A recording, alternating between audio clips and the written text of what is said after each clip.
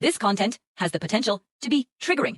I have just launched my guide, the Cultured Waste YouTube channel. Today, I am going to be sharing some information about types of abuse and types of trauma. And so I'm just going to jump straight in for it.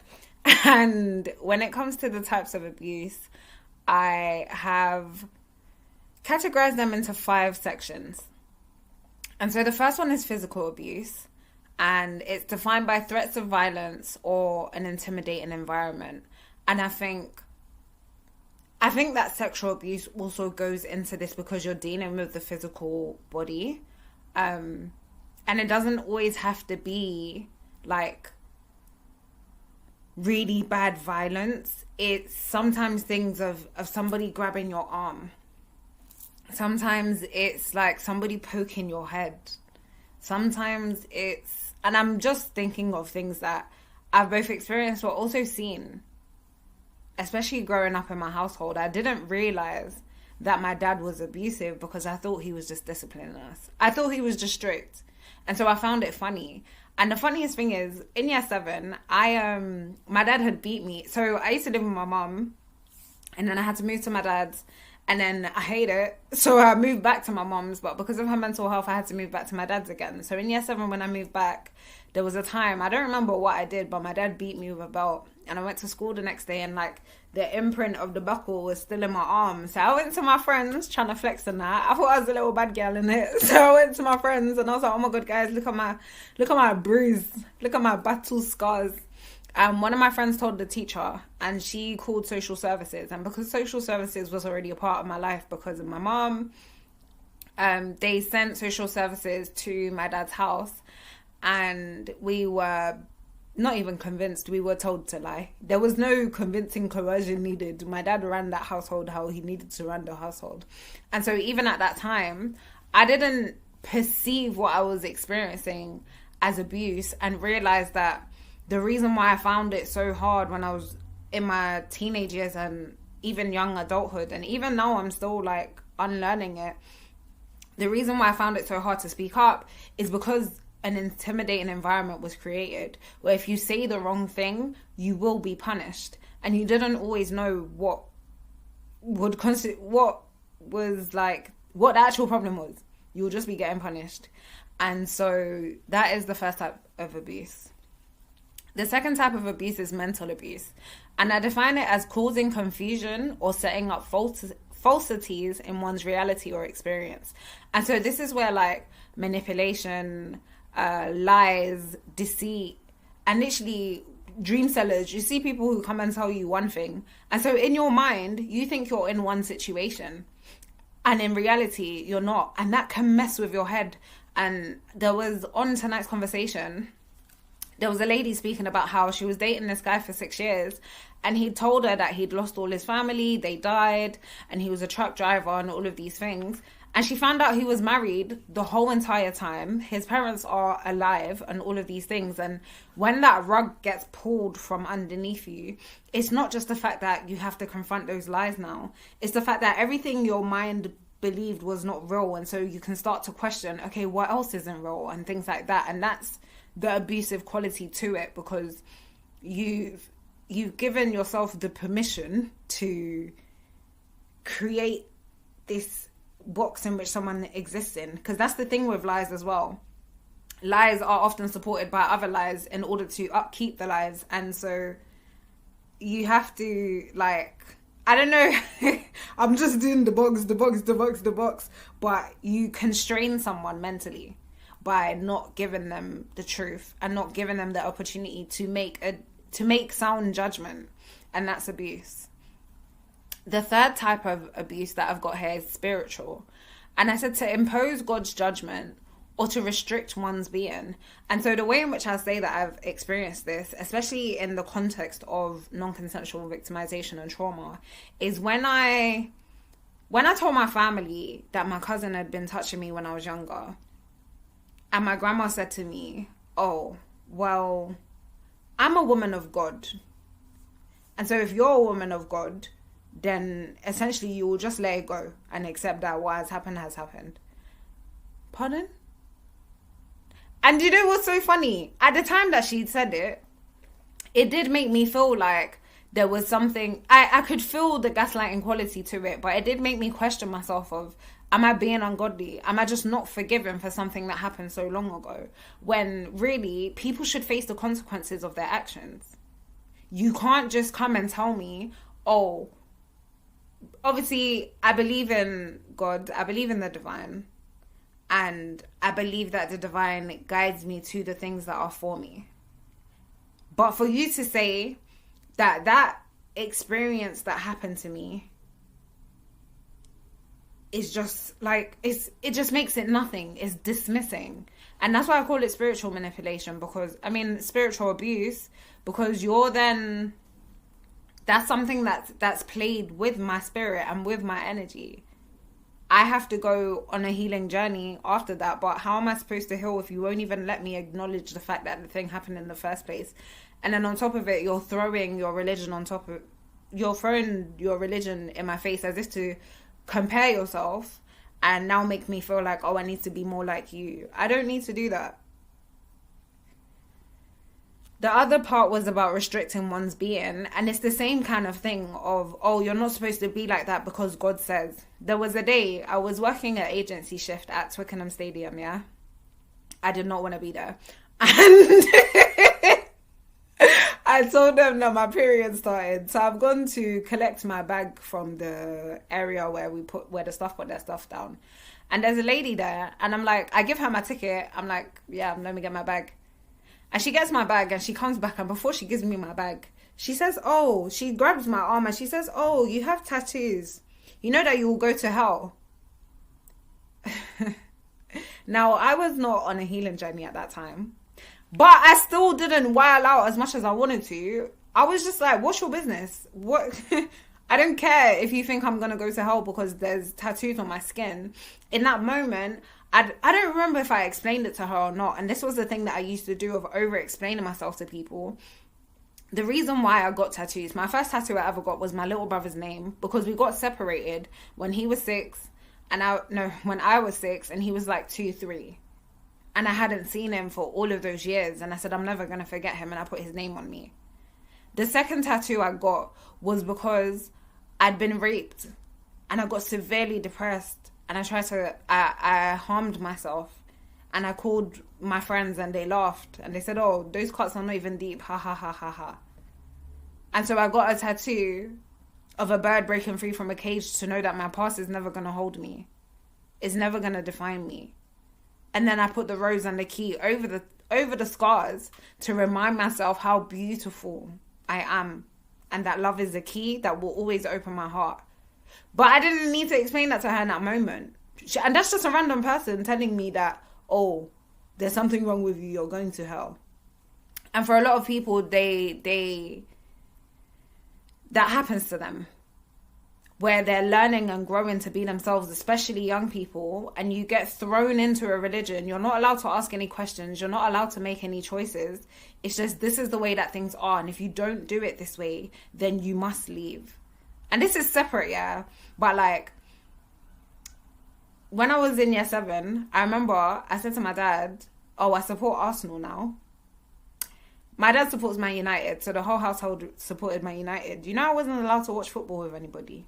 And so even though that's a football analogy, it is that thing of like, in families, if someone decides that they don't want to follow the group consensus, they get kicked out and isolated, and now they don't have the emotional support. Now they don't have the love and the care and the nurturing that they need because they wanted to make a different choice for themselves. And so people end up making choices because they're afraid of being left alone. They're afraid of that isolation, and they're not given the space to explore who they are and their own authenticity. And then, and even things like, oh, you're not supposed to play like that, you're a girl. What do you mean? Because she's a girl, or because I'm a girl, she should just sit down and play with dollies? What if she wants to do a cartwheel? Oh, it's too boisterous, it's this, it's that. All of those things are abusive over time, because as you grow into yourself as an adult, you don't feel like you can do the things that you want to do because in your head it's wrong. The next type of abuse is emotional. And so this is about making someone feel bad about themselves or doubting their feelings. And so with the feeling bad about themselves, that's where your bullies come into it. And of course that's abusive because you make people feel so low. Yesterday I was walking in town. This isn't even emotional abuse. This is... I saw this guy with a black eye. And my heart, I just couldn't. Because I'm like, I don't know if it could have happened at school. If it happened at school, are there people at home who are there to support you and say, oh my gosh, what happened? Are you okay? It could have happened at home. If it happened at home, are there people at school to say, oh my gosh, what's happening at home? Are you okay? But yeah, I think it's because I said about bullying. That's what made me think of that. But the other side of it is to make someone doubt their own feelings. And so when you... I will say to my dad, when I expressed to my family that something had happened to me and they called my dad because I'm in my grandma's house and I'm crying, and my dad said, I can't be bothered to deal with this today, but he came. And I said to him, I'm not blaming you for my abuse, but you made me feel like I'm not worth protecting by having abusive people around me and keeping them there after you knew what had happened. You're just trying to make me seem like a monster, man. That's not what happened. All of those gaslighting things that make me think, oh, so this feeling that I'm experiencing is just for no reason. Because apparently the things that I'm saying that caused it did not happen. Even if you feel like you did not do the thing, or it wasn't your intention to make me feel that way, you have to make space for how other people feel because it's out of your control. Always. And so the ability to listen to somebody is something that a lot of people don't have, and therefore they become emotionally abusive because it's like, oh no, I wouldn't do that. I'm not that kind of person. And now you've brushed away everything that I just said that I'm experiencing. And so that's emotional abuse. And the final one is about financial abuse. And so it's to use someone for their money or to use money as a means of control. And we see this a lot in the relationship dynamics. As much as I'm like, it's weird. I am a woman who says to know your worth in a relationship. That doesn't mean make sure he's buying this and paying for this and taking you here and doing that, because that doesn't equate to your worth. Some women are being bought, but they're being emotionally abused. But it's okay because he's paying for this and he's doing that. Some men are being financially abused because the woman will do the things that she feels like a woman is supposed to do. She will cook for you, she will clean for you, she will do, but you have to pay at the end. And I'm not saying that it's weird. It's not that men shouldn't look after women or women shouldn't look after men. It's the reason why you're doing it. If you're doing it for money, then that means that that person can easily be replaced. If your partner was to pass tomorrow, then you will find another donor, no? And that shows me that you're not actually doing it out of care, out of nurture, out of like just a real genuine feeling, and it becomes abusive. And that is financial abuse. Because then this is why you see those relationships where you get down, you become ill, somebody dies, a huge expense comes up, and now all of a sudden your partner does not have your back. It's, this is an inconvenience to me, not something that we're going to go through together. And so these are the 5 types of abuse and how I've defined them. The next thing I'm going to go through are the types of trauma, which I just kind of started learning about. So I'm going to touch on them briefly. And I'm going to do some more learning so that I can come back and, be informed. But it's also, all of these things are informing me about myself. Like, honestly, when I was doing the research, I was like, I'm pretty pissed. Like, I'm very traumatized. But then I started singing There's Hope by NDRE. And it says it doesn't cost a thing to smile. You don't have to pay to laugh, and you better thank God for that. And I just started creasing because honestly, I would be mad. I don't know how I didn't go mad. I'm just so grateful that I didn't, actually. And I understand and I have empathy for the people who actually do. And oftentimes or not, there's this video of this lady, and she's in a car park and she's screaming and she's saying, I didn't do anything to anybody. She's on drugs, probably like really hard drugs, either crack or heroin. And she's literally swinging her body around and she's saying, I didn't do anything to anybody. I've been a good person. And I said, I guarantee you, somebody has mentally abused her and she doesn't understand why she had to go through what she went through and why she's being treated how she's treated. And this is why she's using drugs as a clutch. But somebody else will say it and say, Kiki, oh my gosh, look at that girl. She's mad. Oh my God. And it's not funny. But anyway, the first type of trauma is big T trauma. And it's about major life-altering events that involve a direct threat to safety or survival. These highly distressing incidents often shatter a person's sense of security and are the primary catalyst for post-traumatic stress disorder. So, okay, I think I got a bit emotional there. My speech is just running away from me.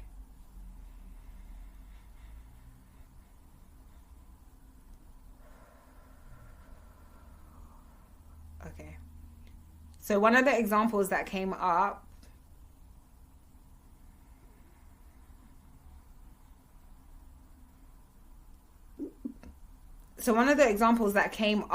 when I was researching it is people who go through natural disasters, especially because there's no one to point a finger at during things like that, and you never know when that can happen again. And it completely changes everything. Think of the people who went through the hurricane.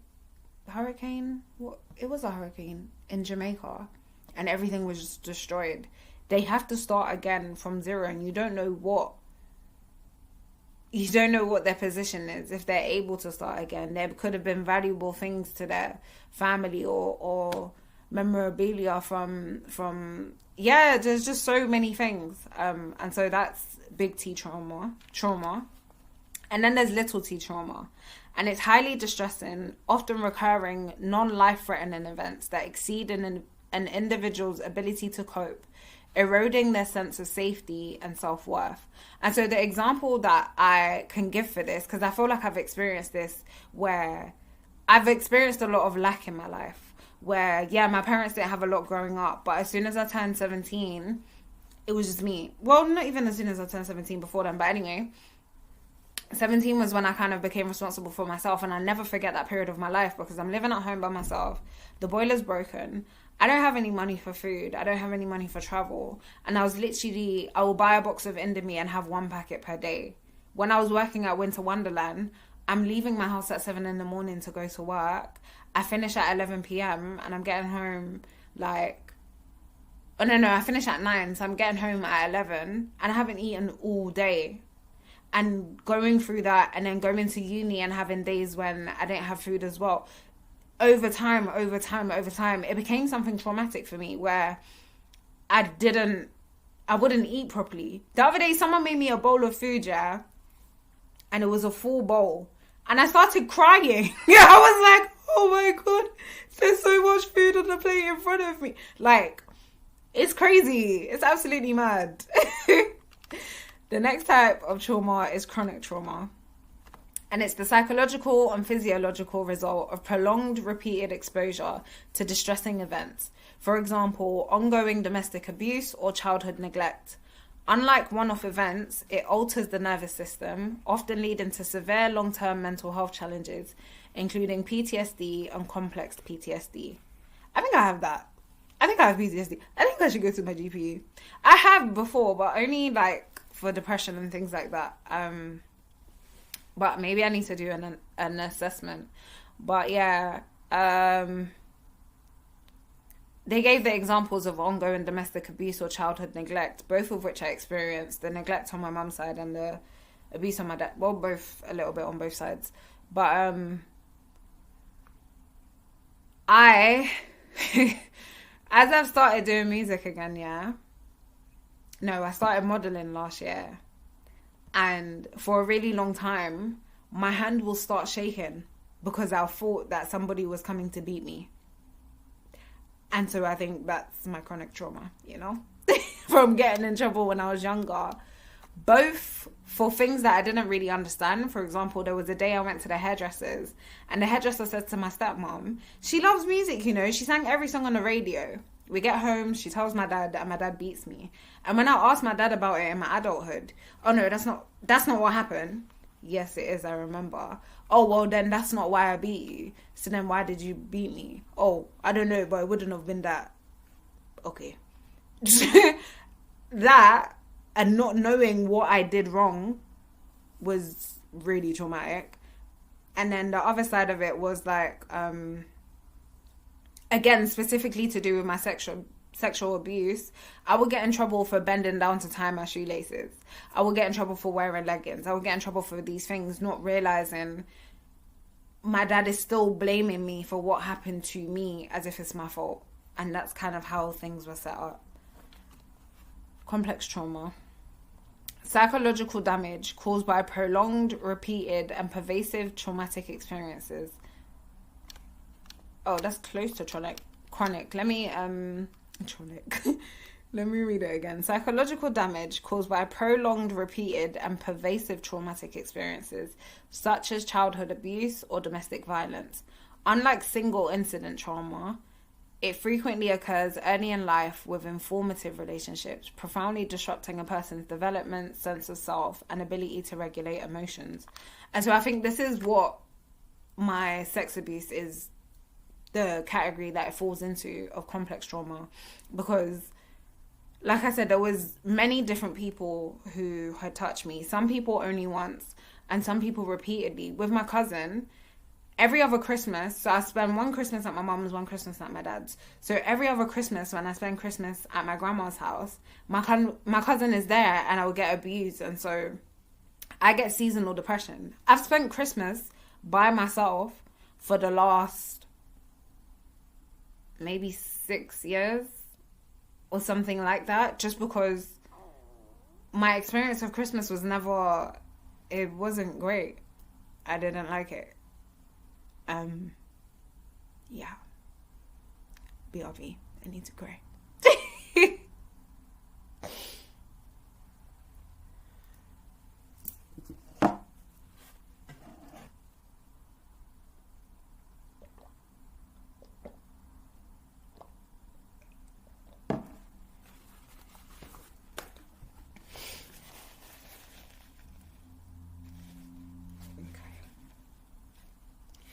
Cool. The next type of trauma is insidious trauma, which is cumulative psychological damage caused by chronic daily exposure to marginalization, oppression, or systemic devaluation rather than a single violent event. Coined by Maria Root, it often impacts marginalized groups, sexism, racism, homophobia, ableism, through death by 1,000 cuts that shatter a sense of safety and dehumanize the spirit. And I think I experienced insidious trauma like later on in my life after I did Embrace Festival, where I had been this person who volunteers in the community and worked on loads of different projects and and then I did this project by myself and I didn't have the money to pay for it. And then I was just the villain. And then like going everywhere was weird. I will go somewhere. For example, I was going to a space. It's just the way that people speak to me. Oh, well, you're welcome here anytime. Someone came into my TikTok live a couple of days ago. Oh, I heard that you're blacklisted in Coventry. What do you have to say about that? Another person who I actually thought, because he's older and he runs a community space, I guess I thought it was safe. He sent me quite a harsh email. And all of these things made me feel even more isolated. Because the time that I did Embrace Festival was the same time that I told my family about my sex abuse. And so it was then being rejected by my family, being rejected by my community, I then got rejected by my partner and I didn't really understand why. And all of those things made me smoke a lot and isolate myself. And now I even find it hard to be around people. I find it hard to trust people. I will trust someone and then I will go back on it. And thank goodness I'm going to counselling because it's a lot. And so yeah, there's that. Secondary trauma, the indirect exposure to trauma through hearing first-hand accounts or witnessing the aftermath of traumatic events, causing symptoms similar to PTSD. It commonly affects healthcare workers, first responders, and caregivers, resulting in emotional distress, burnout, and intrusive thought. And so even though I haven't worked in healthcare, when I was doing youth work, there was a young boy who reminded me of my ex. And when my manager decided that he was too far gone for us to give him any help and support, I think that traumatized me. Because I was like, what? You've set up an organization, you've set up a program, a project to help people specifically like him, and you're going to say that he's too far gone. So where's he supposed to turn to for support? Other things that gave me secondary trauma was like when my ex got shot. That was really hard. And I don't even think he knew that that was hard on me. Because it's like, after that, I was more concerned about, is he safe? Is he okay? Prayer warrior spirit. No, like, even though I didn't go through it firsthand, it did have a significant impact on me. And when he went to jail, and that was actually triggered from when I was a kid. Because when I was a kid and my uncle, like, I didn't have a phone. So if I go to school on a normal day and then I come home and either my dad's telling me, oh, your uncle's going to jail, or my mum has called my dad to tell me that her brother's gone to jail, I would just cry because I'm like, oh my gosh. I even before my uncle started showing me videos about jail and stuff and telling me what it was like, I kind of had an inclination already intuitively, maybe from a past life, but it would make me bawl because I knew it was such a dark place that they was going into, and they're going to be alone and I'm not going to be able to see them and all of those things. And I think I had secondary trauma from that. So when I had the nightmare, like I had a panic attack for 3 days in 2021 because I thought I was going to jail because of some stuff that I was involved in. And I never forget, like, I was just like, Fairs. To be honest, I was willing to accept the consequences, and that's when I started learning how to do push-ups because I was like, well, I'm going to have to do something. But that secondary trauma, the way I speak, you'll think I've been to jail myself, but I haven't. But yeah. The final type of trauma is intergenerational trauma, or it's also known as historical, collective, or cultural trauma. And it says intergenerational trauma is the transmission of the psychological and physiological effects of trauma from one generation to the next. Descendants may inherit these effects through shared family environments, learned behavioral patterns, or epigenetic biological changes, leading to susceptibility for anxiety, depression, and hypervigilance. And so the most obvious example of this is within the Black community and the trauma of slavery. And the fact that so many people don't realize they're still living in an enslaved mindset. They're still behaving in that way. It's still who's master's favorite, so as not to be so ostracized, so as not to be punished, so as not to be who's in charge, who has more leverage, all of these weird little things. And yeah, we'll save that conversation for another day, another time. But those are the types of trauma. And so I hope this video helped you. Obviously, this is where I promote the guide to non-consensual victimization and trauma, where we go through self-care after abuse. So how to look after yourself, things that might come up for you, whether it's anger, whether it's PTSD, whether it's anxiety. We also go through how to support someone who's been abused. So things that you can say to them, things that you can do with them, and things not to say. Myths that people have around abuse that might make the victim feel like it's their fault or like they're unsupported. Because oftentimes or not, after someone's been abused, everyone else kind of takes the side of the abuser because they want to be on the winning team. They're going to go with who's stronger as opposed to what's right and calling out what needs to be dealt with. And then the final part is about safeguarding spaces for people who've been abused. So whether it's a workspace, whether it's a community space, whether it's a household, making sure that someone who has been abused feels safe, knows that if something happens, they can speak up about it. If they're experiencing something, they don't have to hide and covert it and, oh, this is just my problem. Because that's what my dad did to me. Anytime I would, not even just with my abuse, even if I was playing a song, oh, you need to listen to that song by yourself. That's just for you. Because it's a women empowerment song and you don't want to hear that.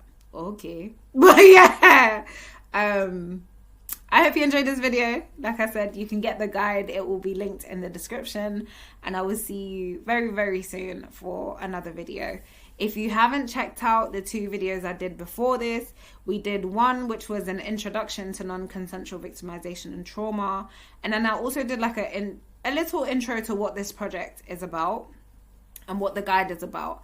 And I'm going to be doing a video about not all of my experiences with sexual abuse, but the main ones. And the point of it is to help people who have been through similar things, but told that that's not the definition of what that is. So whether it was by the police and they said, oh, that's not legally rape or legally assault. Whether it was your family and they said, oh, it's not that deep. So don't get twisted.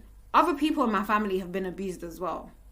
And so my auntie who has been abused, when I spoke up about my abuse, oh, well, if you just touched your vagina, then it's not that deep. But because she had experienced gaslighting, she was okay to gaslight me. And so when I said to her that's gaslighting, she now said, oh, gaslighting is not a real word, you idiot. And I realized that we can't be there to support each other. And that's not a safe person for me to be around. So, yes. Again, like, comment, share, subscribe, and I will see you very, very soon.